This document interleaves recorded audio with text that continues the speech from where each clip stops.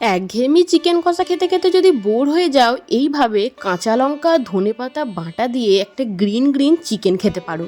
এটা দেখতে যতটা ভালো হয় না, খেতে দুর্দান্ত টেস্টি হয়। আমি কিভাবে এটা বানাই সেটাই তোমাদের সঙ্গে শেয়ার করছি। কড়াইয়ের উপর 3 চামচ সর্ষের তেল নিয়ে গরম করে নিলাম। কিছু গোটা গরম মশলা যেমন এলাচ, দারচিনি, লবঙ্গ তেলের মধ্যে ফোড়ন দিয়ে দিলাম। 3টে মিডিয়াম সাইজের পেঁয়াজ সরু সরু করে কেটে নিয়েছিলাম। পেঁয়াজটা কিন্তু একদম লাল লাল করে ভেজে নিতে হবে। এই যে চিকেনের প্রিপারেশনটা বানাচ্ছি, এটা তোমরা ভাত, রুটি, পোলাও, নান সব কিছুর সঙ্গে সার্ভ করতে পারো। এত চটপটা আর মুখরোচক খেতে হয়, আর কাঁচা লঙ্কা ধনেপাতার একটা অপূর্ব ফ্লেভার হয়। এইভাবে একবার বানিয়ে দেখো, এই চিকেনটা বানালে এর প্রেমে পড়ে যাবে। পেঁয়াজটা কিছুক্ষণ লাল লাল করে ভেজে নিয়ে 2টো মিডিয়াম সাইজের টমেটো আর 4-5টা চেরা কাঁচা লঙ্কা এই সময় দিয়ে দিলাম। ঝালের পরিমাণ কম খেতে চাইলে ঝালটা তোমরা একটু কম দিও, কারণ ঝালটা তো যে যার টেস্ট মতো খায়। খুব ভালো করে কিছুক্ষণ নাড়াচাড়া করে মিশিয়ে নিয়ে এখানে 1 চামচ নুন দিয়ে দিলাম, যাতে টমেটোটা তাড়াতাড়ি নরম হয়ে যায়। নুন দেওয়ার পর খুব ভালো করে সব কিছু একবার মিশিয়ে দিতে হবে। এই যে প্রিপারেশনটা একটু টকটক আর ঝালঝাল হয়, টমেটোর পরিমাণটা একটু বেশি দেওয়া হয়, আর কাঁচা লঙ্কার পরিমাণটা এটার মধ্যে একটু বেশি দিতে হয়, তাহলে দারুণ খেতে হয়। টমেটো, পেঁয়াজ, কাঁচা লঙ্কা একসাথে বেশ কিছুক্ষণ ভেজে নিয়েছি। তারপর একসাথে বেটে রাখা আদা, রসুন আর পেঁয়াজের পেস্ট দিয়ে দিলাম। আদা রসুনের সঙ্গে একটা ছোট্ট পেঁয়াজও আমি বেটে নিয়েছিলাম। এতে গ্রেভিটা কিন্তু বেশ থিকনেস হয় আর খেতেও ভালো লাগে।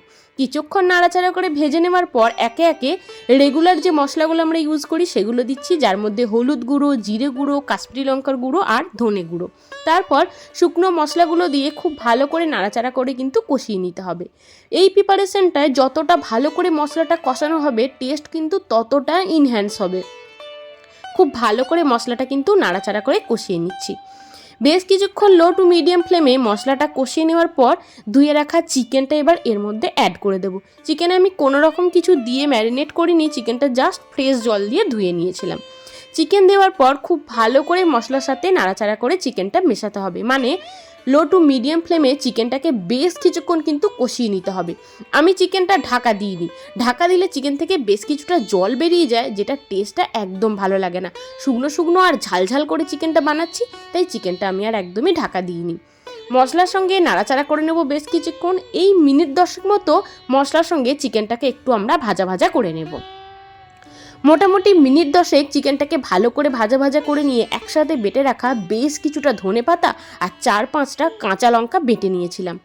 এই ধনেপাতা আর কাঁচা লঙ্কা বাটাটা একদম চিকেনটা কিছুটা সেদ্ধ হয়ে যাওয়ার পর দেবে। আর কালারটা, এই যে সবুজ সবুজ কালারটা ধরে রাখার জন্য একটা ছোট্ট টিপস তোমাদের দিয়ে রাখি। এখানে কিন্তু 2-4 দানা চিনি তোমরা দিয়ে দিও, তাহলে এই যে সবুজ কালারটা একদম দারুণ থাকে, কালারটা কিন্তু ফেড হয়ে যায় না। এবার কাঁচা লঙ্কা ধনেপাতা দিয়ে খুব ভালো করে আমরা নাড়াচাড়া করে এই সময় কিন্তু কষিয়ে নেব। তার আগে চলো অল্প একটু চিনি দিয়ে দিই, যাতে এই সবুজ কালারটা বজায় থাকে। অল্প একটু চিনি দিয়ে দিলাম। যেহেতু টমেটোর পরিমাণটা একটু বেশি দিয়েছি, ঝালের পরিমাণটাও অনেকটা বেশি দিয়েছি, তাই চিনিটা দিলে কিন্তু টেস্টের একটু ব্যালেন্স হবে। 1 চামচ চিনি দিয়ে খুব ভালো করে একবার মিশিয়ে নেব।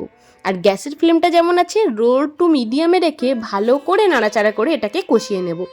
মিক্সিং জারের বাটিটা ধুয়ে অল্প এখানে 2 থেকে 3 চামচ মতো জল আমি অ্যাড করে দিয়েছি, যাতে গ্রেভিটা বেশ ভালো লাগে। খুব ভালো করে সব কিছু মিশিয়ে নেব।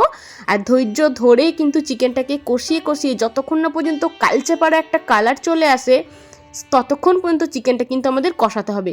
চিকেন বুঝতেই পারবো একটু কালারটা চেঞ্জ হলেই চিকেনটা কিন্তু সেদ্ধ হয়ে যাবে, আমরা দেখেই বুঝতে পারবো।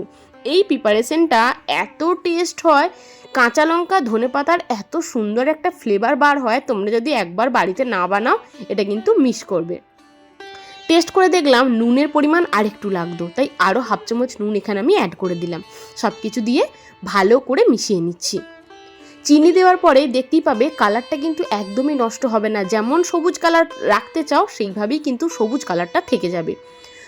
চিকেনটাকে ভালো করে কষিয়ে কষিয়ে কালারটা যখন ঠিক এরম চলে আসবে, একদম কালচে কালচে সবুজ, তখন বুঝতে হবে আমাদের চিকেন একদম রেডি। রেসিপি কেমন লাগলো অবশ্যই জানিও।